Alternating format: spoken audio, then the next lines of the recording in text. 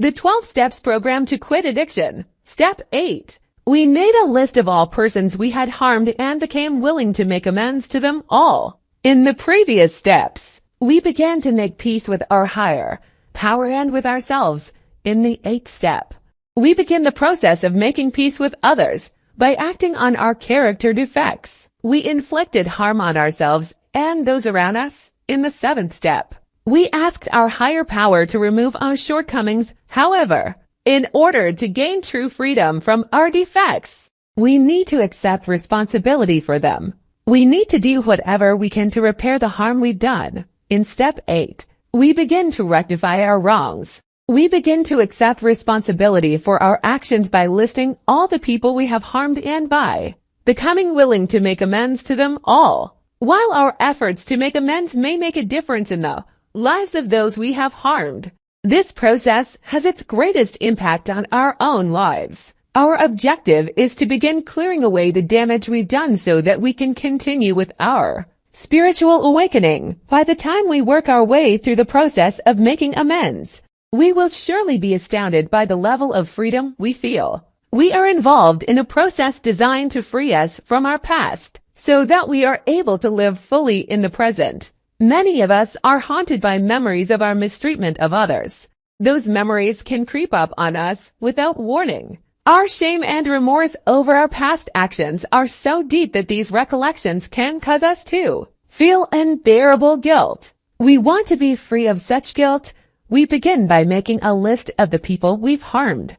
Just thinking about our list may frighten us. We may be afraid that we've done so much damage that we can never repair it. Or we may be afraid of facing the people we've harmed. We find ourselves wondering how our amends will be received. Our most hopeful projections probably entail being absolved of any wrongdoing. Our most nightmarish expectations may involve someone refusing to accept our amends, preferring instead to take revenge. Most of us have fairly vivid imaginations. But this is not the time to get ahead of ourselves. We must avoid projections, either negative or positive, about actually making our amends. We are on the 8th step, not the 9th step. At this point, making a list and becoming willing to make amends are our only concerns. Working the previous steps has prepared us for the willingness.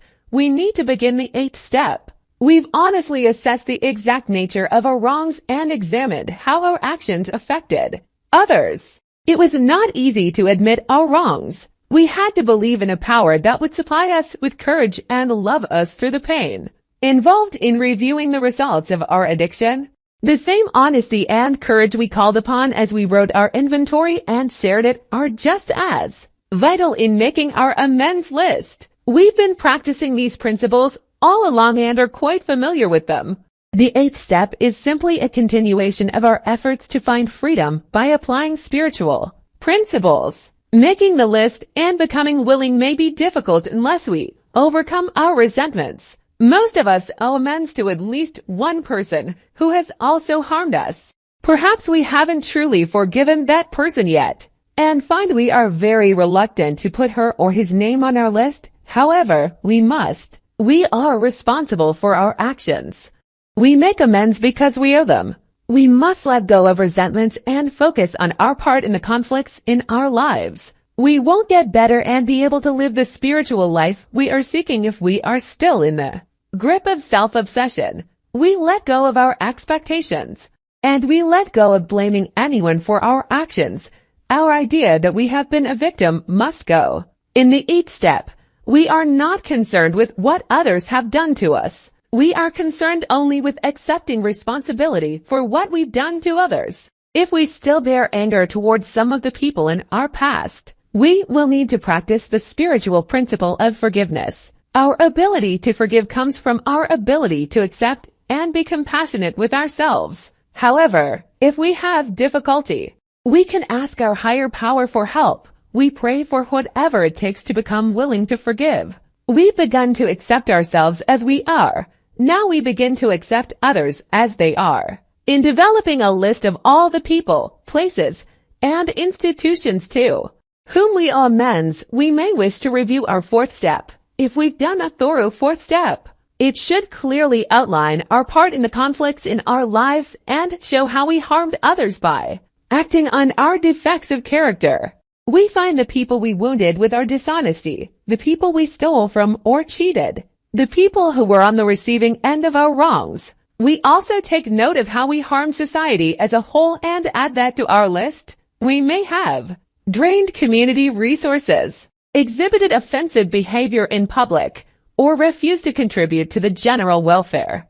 Although we may find the majority of our amends list from reviewing our fourth step, Step 8 isn't simply a restatement of our inventory. We are now looking for the people, places, and institutions we harmed, not just the types of harm we inflicted. We didn't just lie. We lied to someone. We didn't just steal. We stole from various people. The writing we did on our fourth step is not the only source of help we will be given in compiling our amends list. Our sponsor can also help us. When we shared our inventory, our sponsor helped us focus on the exact nature of our wrongs. Our sponsor's insight helped us see how we had wounded people by acting on our character defects. That same insight will now help us determine who actually belongs on our amends list. Many of us had trouble seeing how we had harmed ourselves, and may have been surprised when other addicts suggested that we add our own name to the list. Many of us have gone to extremes in matters of accepting responsibility for ourselves. Some of us have had a tendency to deny any responsibility, while others have taken on total blame for every disagreement. As we talk with our sponsor and other addicts, our flawed perceptions begin to fall away and we find the clarity we need to work the 8th step.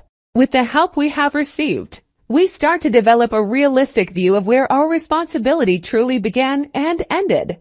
Before we proceed in making a list, it is important that we understand what the word harm means in the context of the 8th step. We may be inclined to think of harm only in terms of physical suffering.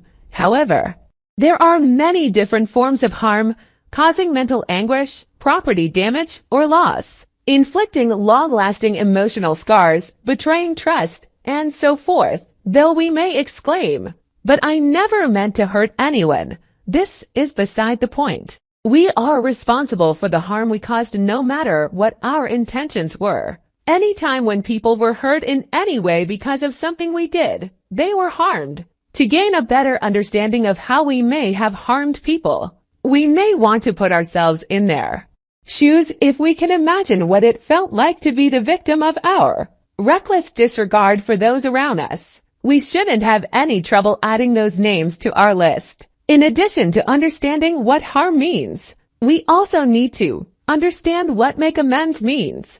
This step does not say that we become willing to say we're sorry, although that may be a part of our amends. Most of the people we've hurt have probably heard us say, "I'm sorry" enough to last a lifetime. In truth, we are becoming willing to do anything possible to repair the damage we've done, particularly by changing our behavior. There may be instances in which we inflicted harm so severe that the situation simply can't be set right. This may be readily apparent as we look at our relationships with those who have been in our lives for quite some time. Over the years, we have involved our families, partners, and long-term friends in one painful situation after another. We ask God to help us find the willingness to make our amends. Praying for willingness takes our relationship with the God of our understanding a step further.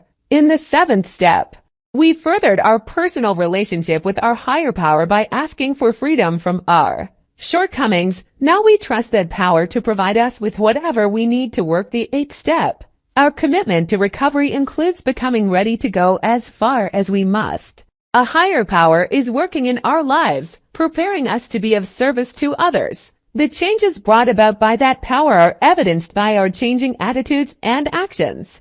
We are developing the ability to choose spiritual principles over character defects and recovery. Over addiction, we have a fresh outlook on life, and we know that we are responsible for what we do. We no longer feel constant regret over the harm we caused in the past. Simply understanding how badly we've hurt people, being truly sorry for the pain we've caused, and becoming willing to let them know of our desire to make things right are the keys to freedom from our past, though we have yet to make peace with others. We've come a long way toward making peace with ourselves, with our new perspective, our trust in the God of our understanding, and our willingness.